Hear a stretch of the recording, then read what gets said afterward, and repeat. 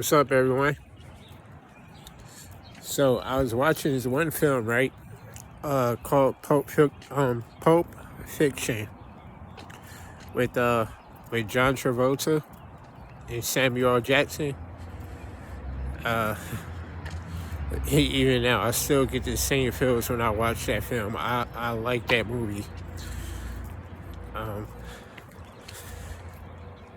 But like I always tell people, man, it's interesting the name that they chose for this movie.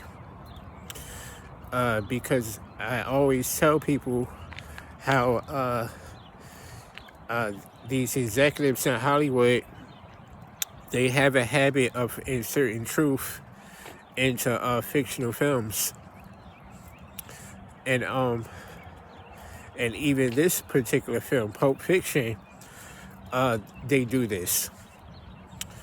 And the reason why I'm saying this is because there was one scene where Samuel Jackson's character,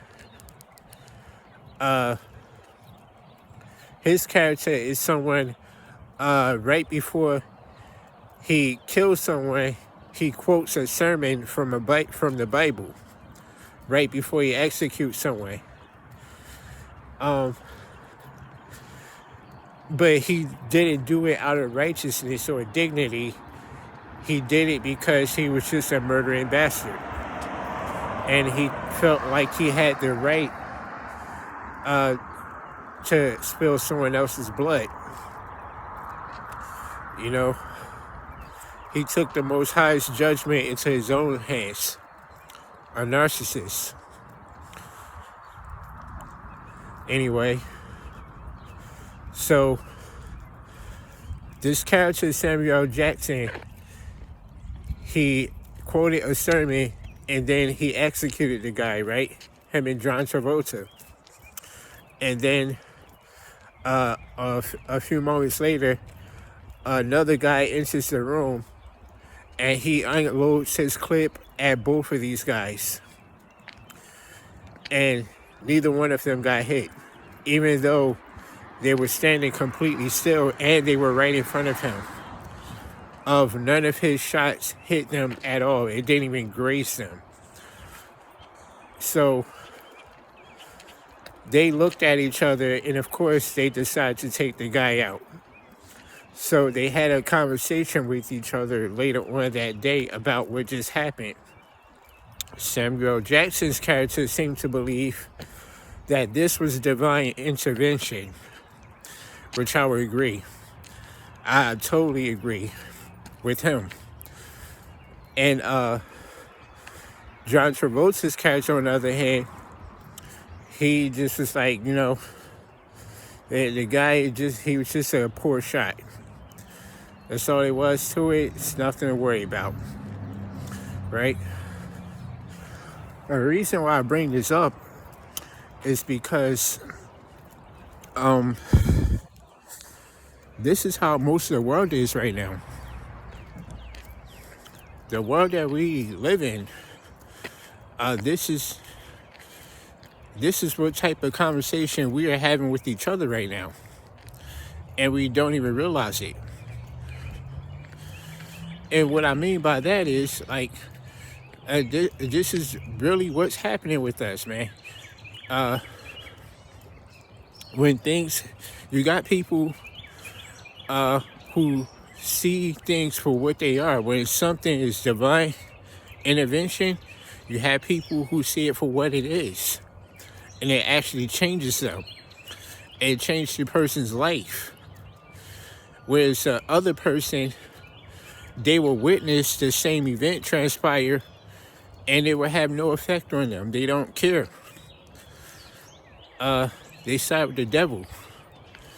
So, when people side with the devil, they just naturally don't care about anything. They're naturally very hateful. They don't want divine intervention. If anything, they want to be the controllers and string pullers. They don't want the Most High to do that.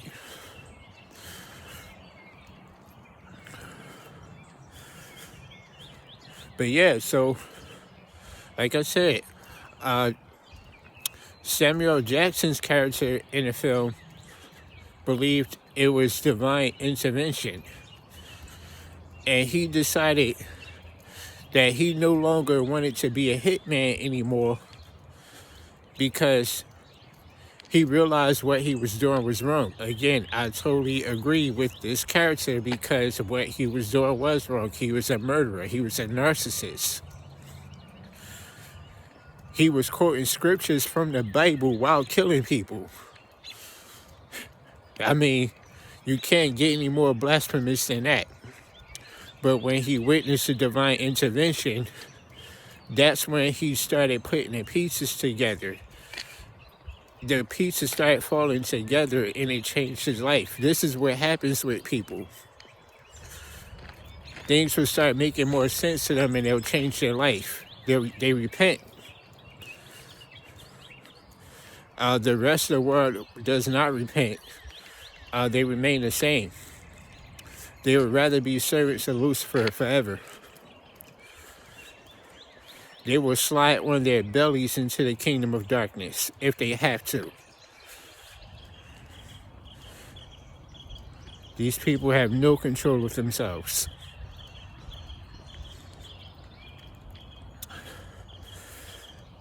Anyway,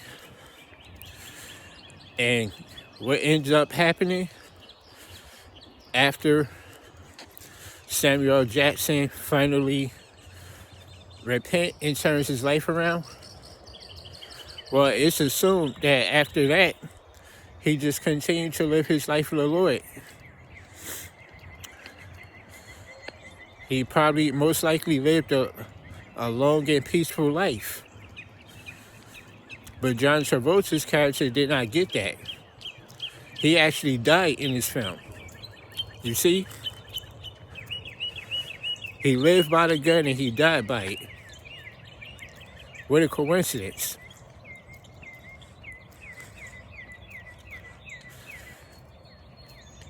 Yo, this is what happens to us everyday people, believe it or not. These two characters in this film are your average people.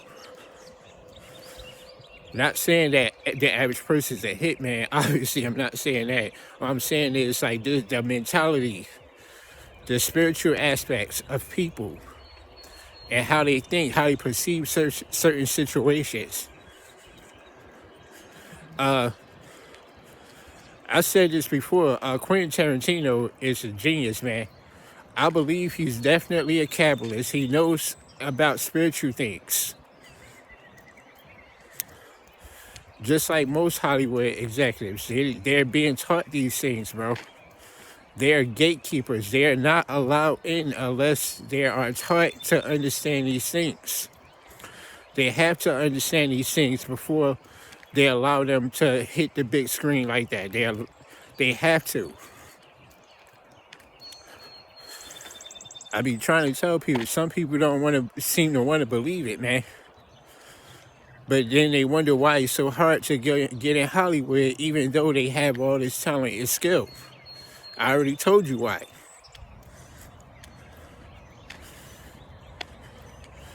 I mean, you would think, man, I know a lot of talented and skilled people who are still around. They're still around the city I live in. They're not in Hollywood. You would think that with the stuff that they can do, that they'd be filthy rich right now, but they're not. So, I just wanted to touch on that a little bit because, like I always tell people, I try to tell people this every day, man, and I hope that they get it and understand, man. You have a lot of thinking to do. You have to figure out who you are, and you have to figure it out quickly because it's crunch time, yo. These people are ready to pack their bags and leave because they know the Most High's wrath is coming. I'm not lying, bro. That's why they're trying so hard to go to Mars, man.